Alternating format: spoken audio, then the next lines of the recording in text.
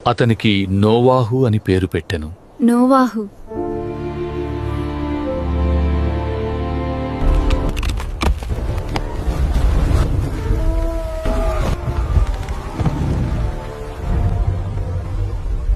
లెమెకు నోవహును కనిన తరువాత 795 బ్రతికి కుమారులను కుమార్తెలను కనెను. లెమెకు దినములన్నీయు 777 అప్పుడతడు మృతి పొందెను. నోవాహు 500 గలవాడై షేమును, హామును, యాపెతును కనెను.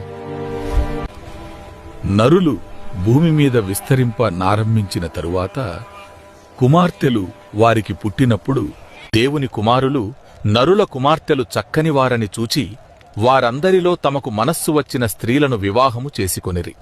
అప్పుడు యెహోవా, నా ఆత్మ నరులతో ఎల్లప్పుడూ